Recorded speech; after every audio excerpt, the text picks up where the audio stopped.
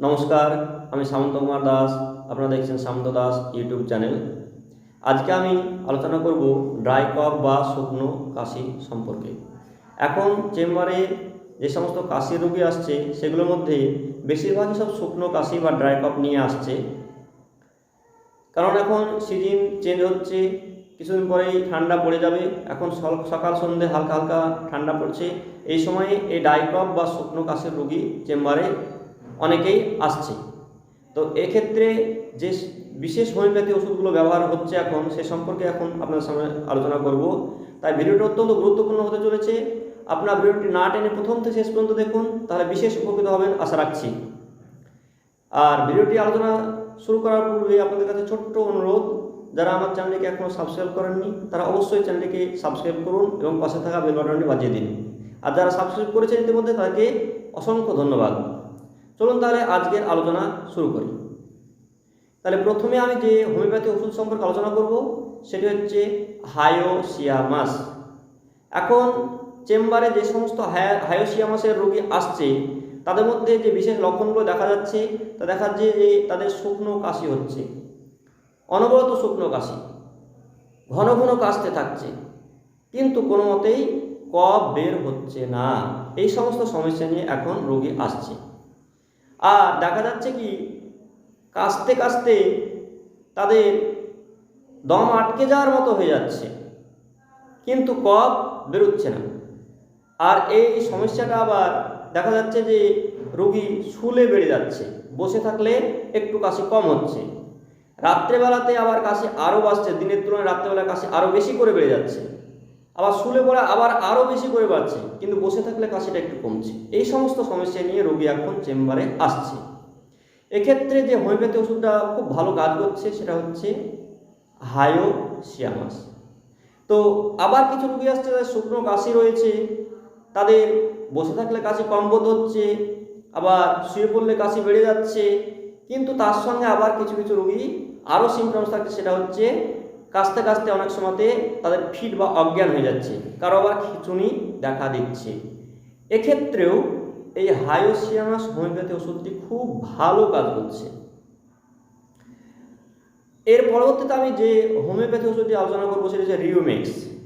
এই রিউমেক্সের রোগীও এখন চেম্বারে বেশ কিছু আসছে। এই রিউমেক্স ওষুধের যে সমস্ত সিমটমস রোগীর মধ্যে আমরা লক্ষ্য করছি এখন, সেগুলো হচ্ছে রোগীর অনবরত শুষ্ক কাশি, কাশতে কাশতে ক্লান্ত হয়ে পড়ছে কিন্তু কফ বেরোচ্ছে না, গলাটা কুটকুট বা সুরসুর করে কাশি সৃষ্টি হচ্ছে, কিন্তু কফ কোনো মতেই বেরোচ্ছে না। আর এই রিউমেক্সের একটা বিশেষ বৈশিষ্ট্য হচ্ছে যখন ওয়েদার চেঞ্জ হয় বা ঠান্ডা লেগে রোগীর কাশি সৃষ্টি হয়, ঠান্ডা বাতাস লেগে কাশি সৃষ্টি হয়, বা কোনো জায়গায় বেড়াতে গেল, ওয়েদার চেঞ্জ হয়ে গেল, ঠান্ডা জল খেয়ে তার কাশি সৃষ্টি হয়ে গেল। অর্থাৎ ওয়েদার চেঞ্জের ফলে যে ঠান্ডা সেটাও এই রোগী সহ্য করতে পারে না, তার কাশি সৃষ্টি হয়ে যায়। এক্ষেত্রে রিউমেক্স হোমিওপ্যাথি ওষুধটি খুব ভালো কাজ করে। আর কিছু কিছু রোগী আছে রিউমেক্সের যারা এই শুকনো কাশির সঙ্গে সঙ্গে দেখা যায় যে কাশতে গিয়ে প্রস্রাব বেরিয়ে যায়। আবার কিছু রোগী আছে এই শুকনো কাশির সঙ্গে তার গলায় ব্যথা থাকে, টাটানি ব্যথা, গলায় হাত দিলে কাশি বেড়ে যায়, আবার ঠান্ডা জল খেলে কাশি বেড়ে যায়। এই সমস্ত সমস্যাও কোনো কোনো রোগীর মধ্যে দেখা যায়। সন্ধ্যাবেলায় কাশি বাড়ে, আবার সন্ধ্যাবেলায় কোনো কোনো রোগীর আবার দেখা যাচ্ছে যে কাশির সঙ্গে তার গলাটা বসে যাচ্ছে, গলা ধরে যাচ্ছে, গলায় টাটানি ব্যথা থাকছে। এই সমস্ত সমস্যা নিয়েও চেম্বারে রোগী আসছে। এই সমস্ত সমস্যায় রিউমেক্স ওষুধে সমাধান হচ্ছে। তাই অত্যন্ত কার্যকরী এই রিউমেক্স ওষুধটি ব্যবহার করলে ভালো উপকার পাওয়া যাবে। এর পরবর্তীতে আমি যে হোমিওপ্যাথি ওষুধের সম্পর্কে আলোচনা করছি সেটি হচ্ছে ক্যালিবাইক্রোমিকাম বা ক্যালিবাইক্রম। এই ক্যালিবাইক্রমের রোগীর মধ্যে দেখা যায় যে বিশেষ করে তার কাশি শুকনো থাকে বটে, কিন্তু অত্যন্ত বেশি কাশি, কফ কোনো মতেই সহজে বেরোতে চায় না। কাশি এই রোগীরও শুলে বেড়ে যায়, বসে থাকলে কমে, কিন্তু আরও কিছু বিশেষ বৈশিষ্ট্য রয়েছে এই রোগীর, যে অত্যন্ত কাশতে কাশতে কাশতে কখনো সামান্য কফ বেরিয়ে আসে, আর সেই কফটা হচ্ছে সুতোর মতো হয়ে ঝুলতে থাকে, মুখের সঙ্গে সুতোর মতো ঝুলতে থাকে। এই হচ্ছে বিশেষ বৈশিষ্ট্য। আবার ক্যালিবাইক্রমের রোগী দেখা যায় কিছু কিছু রোগী রয়েছে যাদের ভোর 3টে থেকে 4টের মধ্যে কাশি সৃষ্টি হয় বা হাঁপানির টান হয়। আর এই রোগীর শীত বা বর্ষা যে কোনো সময় ঠান্ডা লাগলেই কাশি সৃষ্টি হয়, আর যখনই কাশি সৃষ্টি হয় তখনই সঙ্গে তার শ্বাসকষ্ট বা হাঁপানির টান হবে। এটা বিশেষ বৈশিষ্ট্য এই ক্যালিবাইক্রমের রোগীর। আর ক্যালিবাইক্রমের রোগী তার কাশির জন্যে শুলে যেহেতু বেড়ে যায়, তাই রাত্রেবেলা এরা শুতে পারে না, না শুয়ে এরা বসে থাকে বেশিরভাগ সময়টায়, এবং দেখা যায় এরা মাথা নিচু করে যদি বসে থাকে তাহলে কাশির কিছুটা উপশম হয়, তাই মাথা নিচু করে রাত্রিবেলায় বসে থাকে। এই সমস্ত সমস্যার ক্ষেত্রে ক্যালিবাইক্রম হোমিওপ্যাথি ওষুধটি বিশেষ কার্যকরী। তাই এই সমস্ত সমস্যা দেখা দিলে এই ওষুধগুলো আপনারা ব্যবহার করতে পারবেন, যে ওষুধটির লক্ষণ আপনাদের রোগ লক্ষণের সঙ্গে মিলবে সেই ওষুধটি, তাহলে খুব ভালো উপকার পাবেন।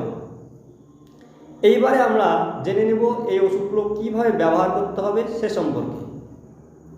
ঔষধগুলির মধ্যে যে ওষুধটি আপনাদের দরকার সেই ওষুধটি সিলপ্যাক হোমিওপ্যাথি ওষুধের দোকান থেকে বা ফার্মেসিতে কিনে নেবেন। সেটা জার্মানি, SBL বা হ্যাপকো কোম্পানি বা অন্য কোনো রেপুটেড কোম্পানির ওষুধ কিনে নিতে পারেন। তারপরে ওষুধটি যদি 30 পাওয়ারে ব্যবহার করতে চান, সেক্ষেত্রে 1 কাপের 4 ভাগের 1 ভাগ অর্থাৎ প্রায় 15 ml জলের মধ্যে 1 ফোঁটা ঔষধ মিশিয়ে দিনে 4 বার খেতে হবে, খাবার খাওয়ার 30 মিনিট আগে।